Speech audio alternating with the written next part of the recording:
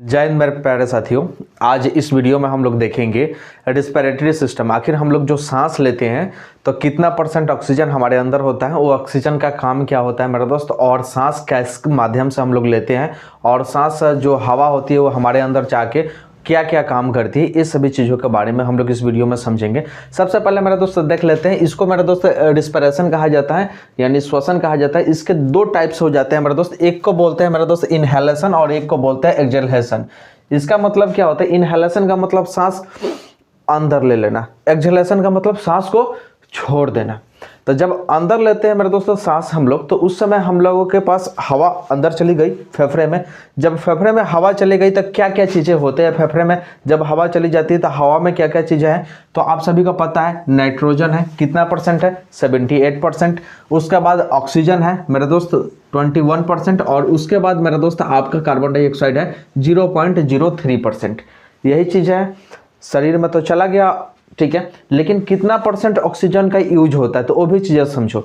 जब हम लोग सांस लेते हैं तो ये सभी चीज़ें अंदर चली गई। जब सांस छोड़ते हैं तो क्या क्या चीज़ें बाहर निकलती है, तो जो नाइट्रोजन होता है मेरे दोस्तों सेम का सेम बाहर निकल जाता है। 78 अंदर जाता है और 78 बाहर निकल जाता है।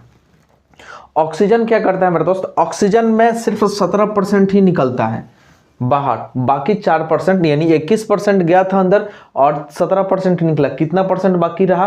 4%। और ये 4% जो होता है मेरे दोस्त, ये बॉडी ऑब्जॉर्ब कर लेता है, ठीक है, हमारे ऑक्सीजन को।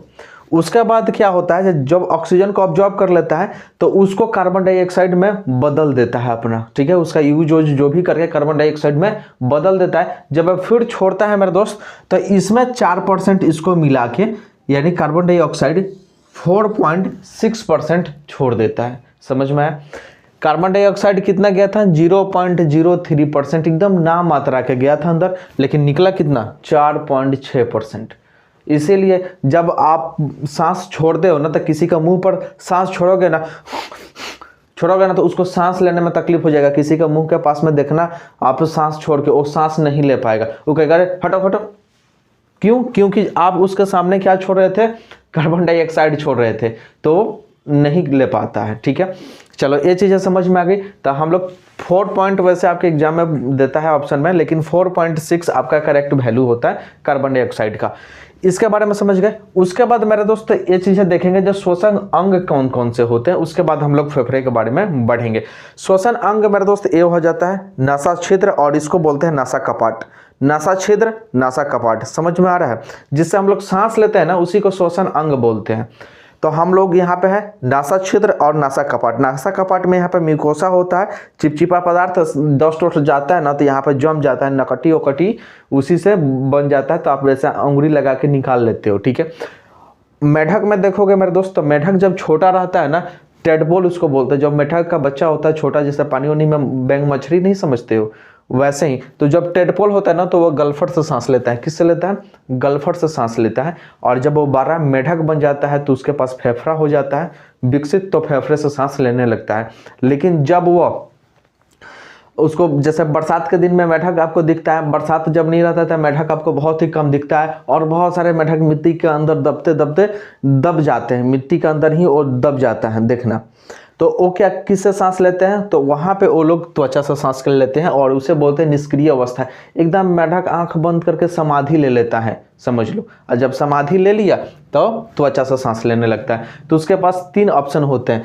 गिल्स से भी सांस ले सकता है टेडपोल में, जब रहता है बड़ा होता है तो गिल्स खत्म हो जाता है, फेफड़ा स्टार्ट हो जाता है, और त्वचा, 2 जगह से सांस ले सकते हैं। जलीय जीव जो होते हैं मेरे दोस्त, वो गलफट से यानी गिल्स से सांस लेते हैं। गलफट बोलो, गिल्स बोलो, क्लोम बोलो, एक मछलियाँ जो भी जलीय जीव होते हैं वो अपना गिल्स से सांस लेते हैं। और जो छोटे छोटे कीट पतंग होते हैं मेरे दोस्त, वो डायरेक्ट आपका श्वसन अंग से सांस लेते हैं। यहाँ पे छाती में एक छेद होता है, तिलचट्टा को देखोगे, यहाँ पे देखना, और राम जी का घोड़ा को देखोगे ना, तो वहाँ पे इसका छाती के पास में मतलब एक छोटा सा छेद रहता है, देखना कितना जल्दी से तेजी से सांस लेता रहता है, ठीक है। ये चीजें आप देखोगे तो समझ जाओगे। उसके बाद मेरे दोस्त आप देखोगे एक कोशिकीय जीव में, तो एक कोशिकीय जीव जिससे सांस लेते हैं विसरण विधि से लेते हैं सांस। विसरण विधि का मतलब मेरे दोस्त होता है ना, उसका जहां से मन करेगा ना वहां से वो सांस ले लेगा। पूरा शरीर में छेदे छेद होता है ना।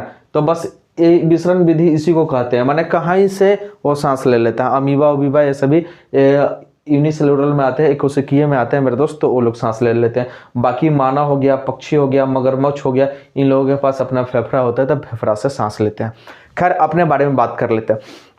नासा छिद्र, नासा कपाट के बाद क्या होता है, डायरेक्ट आ जाता है मेरे दोस्त टॉन्सिल।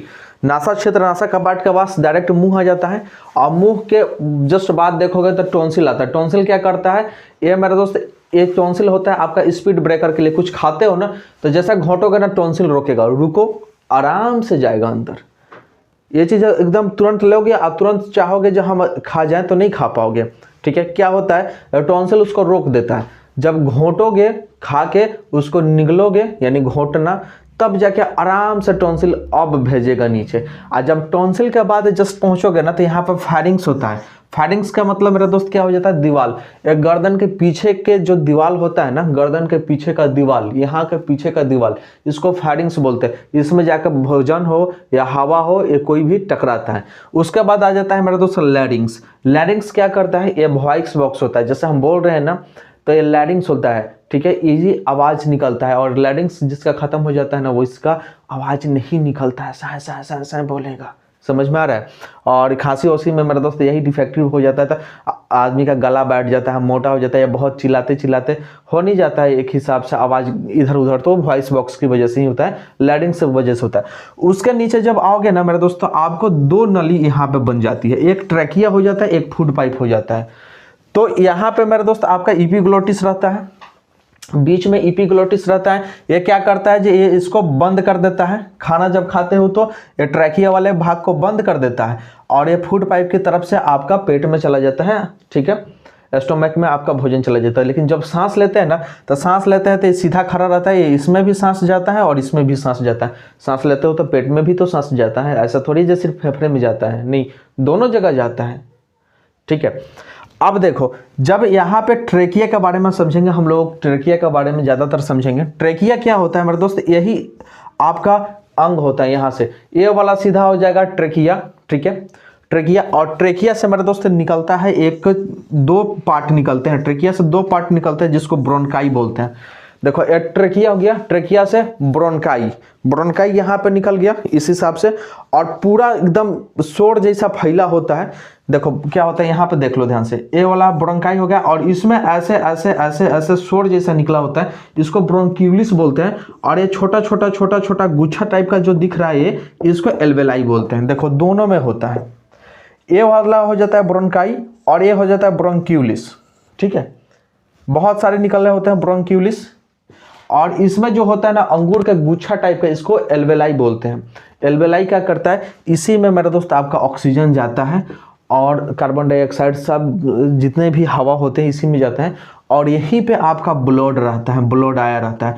और ब्लड क्या करता है, ब्लड यहीं पे होता है, और ब्लड में आरबीसी होता है, और आरबीसी के अंदर क्या होता है, हीमोग्लोबिन। हीमोग्लोबिन आपके ऑक्सीजन को ऑब्जॉर्ब कर लेता है, और कार्बन डाइऑक्साइड को यहाँ पे लाके छोड़ देता है। चीज़ें ध्यान से समझो। यहाँ पे ऑक्सीजन पहुंचा एल्वेलाई में, एल्वेलाई के पास पहुंचा, एल्वेलाई के पास मेरे दोस्त एक गुच्छा टाइप का है, अंगूर का गुच्छा देखे हो ना, वैसे ही एल्वेलाई होता है, छोटा छोटा अंगूर का गुच्छा टाइप का होता है, और उसमें आपका आरबीसी यानी ब्लड पहुंचता है, और वहीं से क्या करता है मेरे दोस्त, आपका हीमोग्लोबिन उस ऑक्सीजन को लेकर अंदर चला जाता है शरीर से, और कार्बन डाइऑक्साइड को लेके एल्वेलाई में छोड़ देता है, और एल्वेलाई फिर से बाहर फेंक देता है। चीज़ें समझ में आ गई, ये चीज़ें समझ में आ गई।